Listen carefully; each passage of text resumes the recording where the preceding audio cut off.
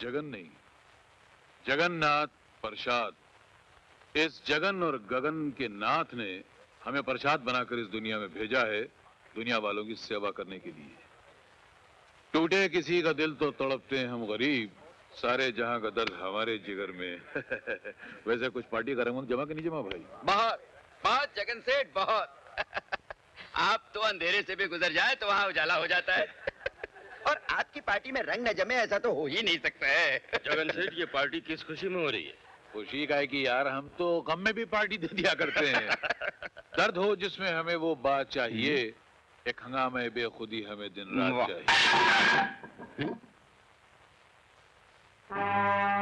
ये क्या बदतमीजी है? जिस शोर से तुम्हें प्यार है जगन्नाथ, ये उसी प्यार का नमूना है।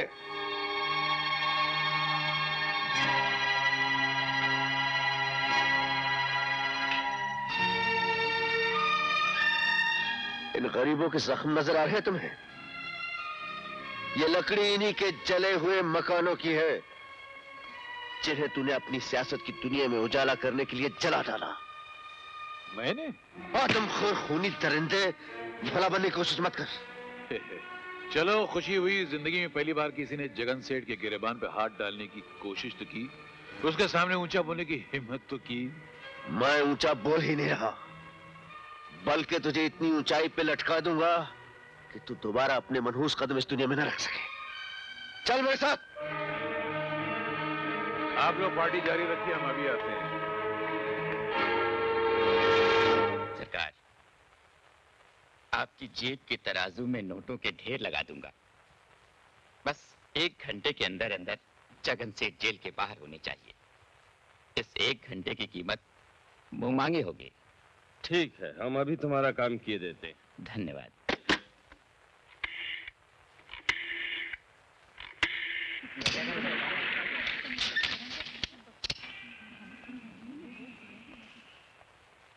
जगन सेठ, आप जैसे समाज सेवक को पुलिस ने गिरफ्तार किया, इसकी क्या वजह है?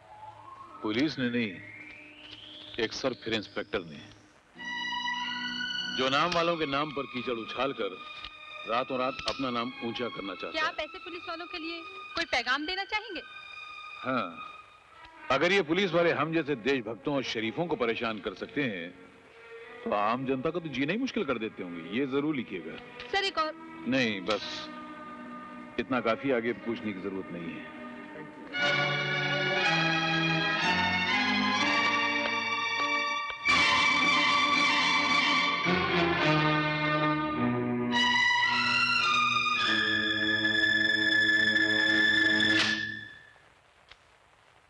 सर, बड़ी मुश्किल से मैं जगन को गिरफ्तार करके लाया था, और आपने इतनी आसानी से उसे जाने दिया।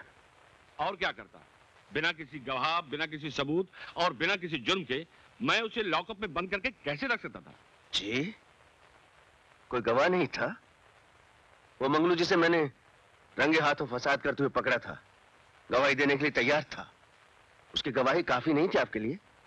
आई एम सॉरी अमर, मैं मजबूर हूं। आप जैसे अफसर मजबूर हैं, फिर हमारे जैसे अफसर तो मरे हुए हैं।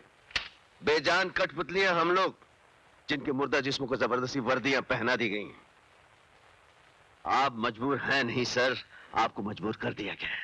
जब ऊपर से दबाव पड़ता है तो नीचे वालों को दबना ही पड़ता है, जबान बंद रखनी ही पड़ती है और लॉकर के दरवाजे खोल देने पड़ते हैं। अमर, सर, किस काम की ये वर्दी जो किसी मजलूम को जुल्म से न बचा सके?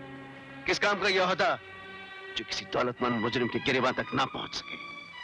कभी गलती से उनके गिरेबान पे हाथ डाल दिया तो वो अपनी दौलत की तलवार से कानून के हाथ काट देते हैं। सर, ये रोज रोज के हाथ कटवाना, अपनी जमीन को फांसी लगवाना आपको मुबारक हो।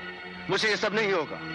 मैं सिर्फ एक बार मरने के लिए पैदा हुआ हूं, बार बार मरने के लिए नहीं। आज शाम तक मेरा इस्तीफा आप तक पहुंच जाएगा।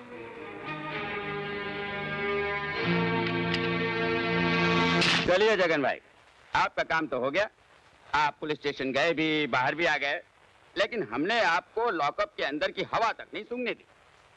अब जरा मेरी जेब के पोलिंग बूथ में आपका वोट पड़ जाए तो जिंदगी के इलेक्शन का मजा आ जाए। थैंक यू, शुक्रिया, धन्यवाद। जगन भाई, आप इतने खामोश क्यों हैं? चंपकलाल जी, मैं शायद पिछले जन्म में सांप था।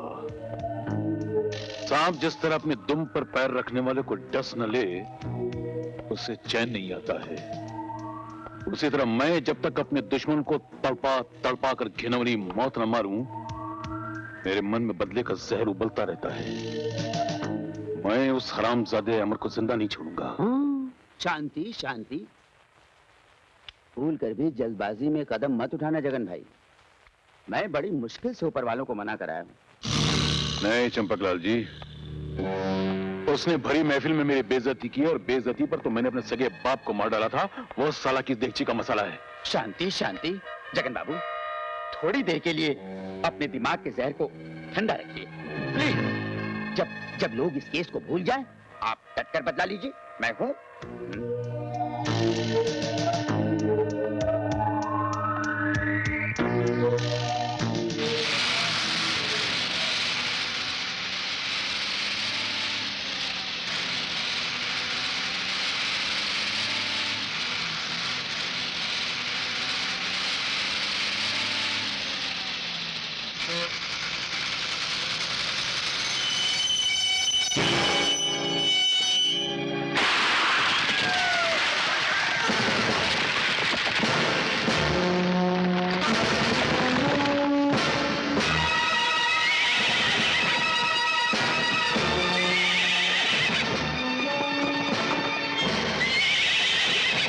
मैं ऐसा हरगिज़ नहीं होने दूंगा। शेरा की धमकी के मुताबिक अगर उन 25 कैदियों को रिहा नहीं किया गया तो वो बस के तमाम मुसाफिरों को एक एक करके खत्म कर देगा। अगर हमने उन कैदियों को आजाद कर दिया तो वो खतरनाक मुजरिम न जाने कितने मासूमों के खून से जमीन को रंग देंगे। हमें उनसे मिलने क्यों नहीं देते? प्लीज हमें जाने दीजिए। हमें जाने दीजिए। सुनिए, मैं आप लोगों के जज्बात को समझता हूं और ये भी जानता हूं कि ऐसे मौके पर आप तो क्या, दुनिया का कोई इंसान खामोश नहीं बैठ सकता। लेकिन आपने उन डाकुओं को पकड़ने के लिए अभी तक किया क्या है? आप लोगों के रिश्तेदारों को बचाने के लिए हम कोई कसर बाकी नहीं छोड़ेंगे। लेकिन हम आपकी झूठी तसल्लियों से चुप बैठने वाले नहीं हैं। चिल्लाने और शोर मचाने से कुछ नहीं होगा। मेरी आप सबसे दरख्वास्त है कि आप सब मिलकर हमारा साथ दीजिए।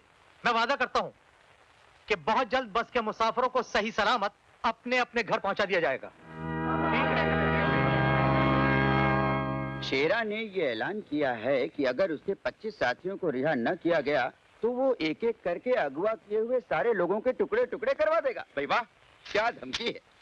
सरकार को हिलाने का काम जो बड़े बड़े अपोजिशन लीडर नहीं कर सके, शेरा ने कर दिखाया। परवर, ये प्लान अकेले शेरा का नहीं था, इस नाचीज का भी था। ओह, दिमाग की ताकत हमारी थी, बाजू की ताकत शेरा की थी। जी जी, वो तो है। हुजूर की अक्ल के कदमों पर तो बड़े बड़े पहाड़ तक सर झुकाते हैं। अब देखिएगा ये सरकार कागज की कश्ती की तरह कैसे डगमगा जाती है। यहाँ एक बच्चा या औरत मारी गई और वहां सरकार ने घबरा कर फौरन उन 25 कैदियों को छोड़ दिया।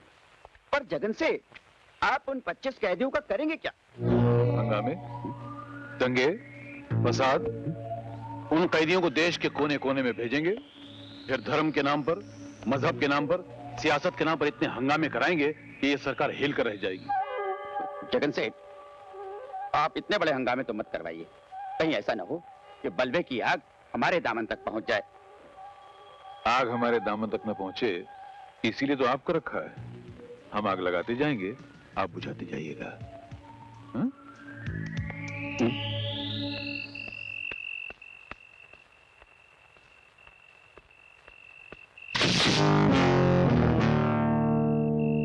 बहुत देर से मैं आपका इंतजार कर रही हूँ।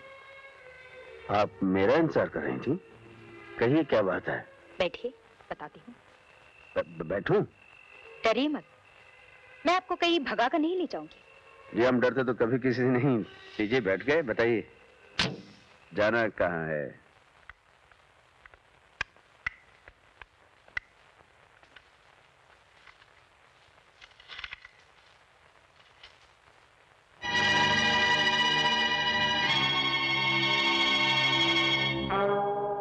साहब। अमर, तुमने इस इलाके से डाकू शेरा के कदम उखाड़कर अपनी बहादुरी का सबूत दिया है। सर, डाकू शेरा के कदम